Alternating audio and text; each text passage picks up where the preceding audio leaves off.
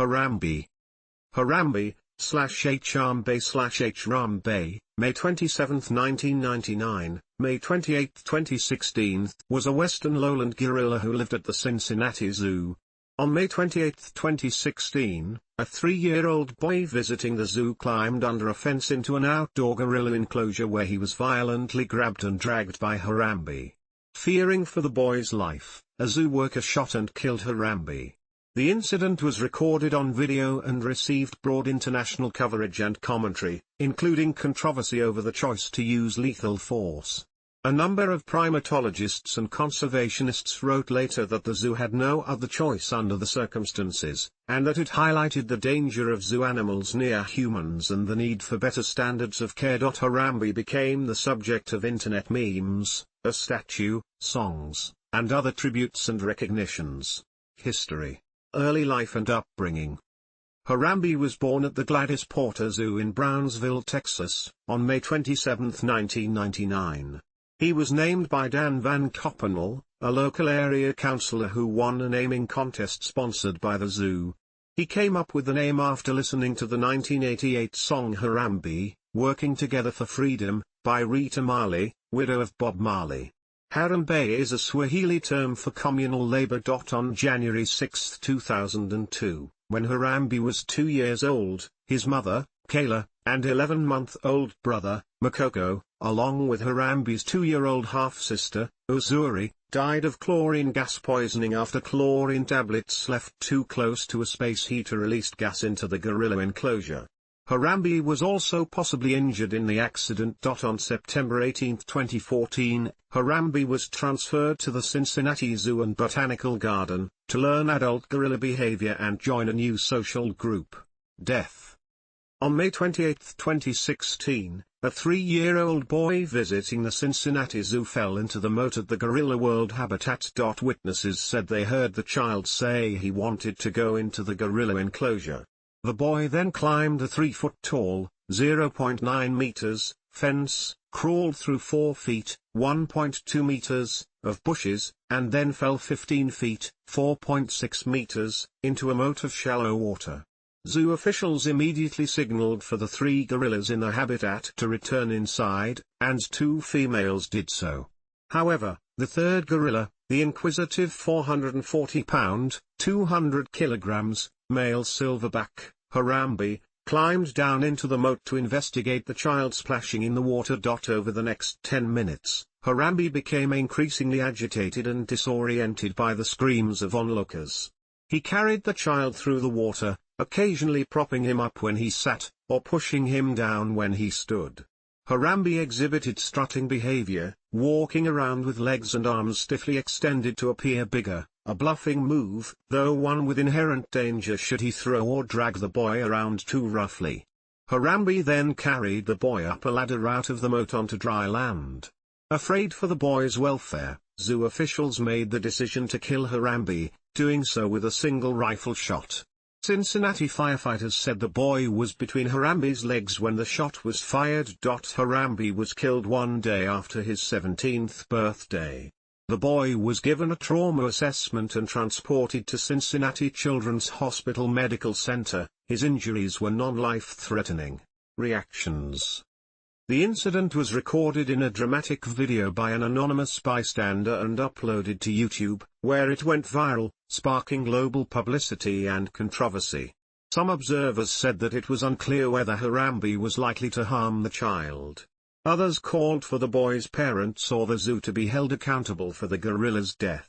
Zoo director Thane Maynard stated, "The child was being dragged around, his head was banging on concrete. This was not a gentle thing. The child was at risk." Police investigated possible criminal charges against the parents, while the parents defended the zoo's actions. The boy's mother also became the target of online shaming.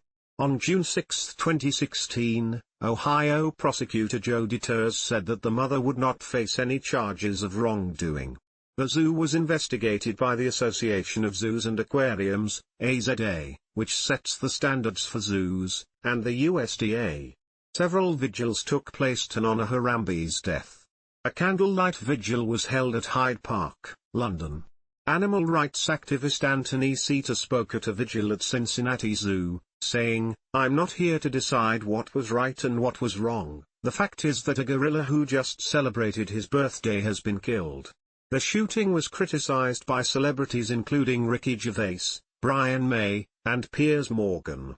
Donald Trump defended the actions of the zoo during his 2016 presidential campaign, saying the zoo employees probably had no choice. The incident sparked debate among biologists and primatologists on whether gorillas and other primates should be held in captivity at all. Primatologist Jane Goodall said that according to the video it seemed Harambe was trying to protect the child.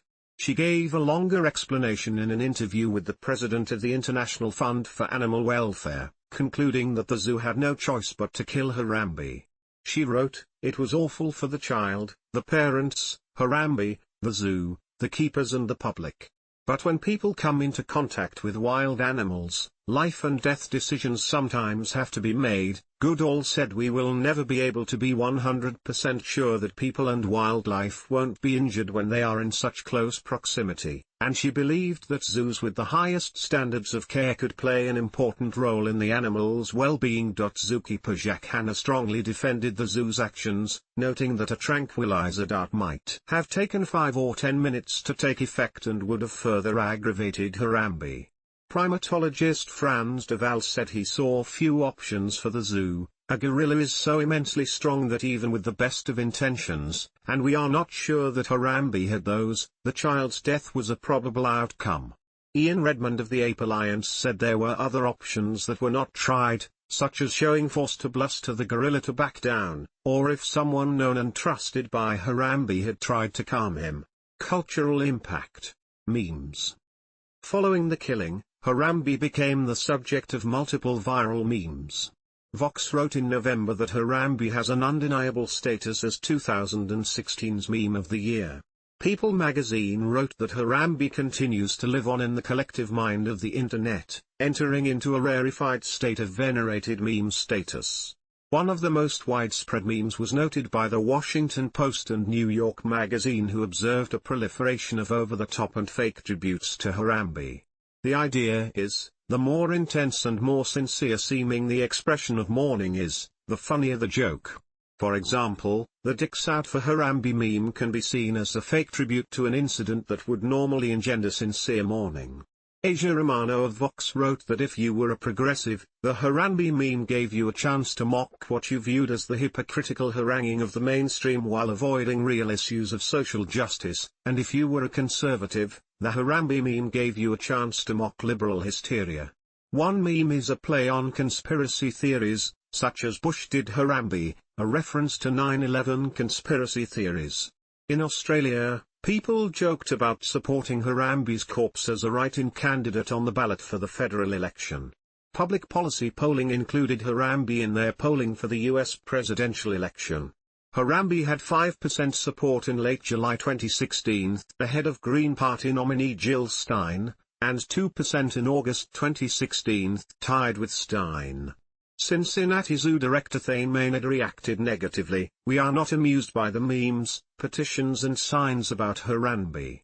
Our zoo family is still healing, and the constant mention of Harambe makes moving forward more difficult for us. We are honoring Harambe by redoubling our gorilla conservation efforts and encouraging others to join us." In late August, the zoo deleted its Twitter account after being targeted daily by trolls mentioning Harambe. The zoo resumed its account 2 months later. Comedic culture. As noted by Chris Rosales, while the gorilla's death is tragic, the culture that has spawned around it is quite comedic. A self-described underground culture collective known as Otaku Gang released a computer parody fighting game known as Harambe vs. Capcom, with Harambe being able to fight characters from Capcom's Street Fighter franchise. American rappers Young Thug and Dumbfounded each released songs entitled Harambe.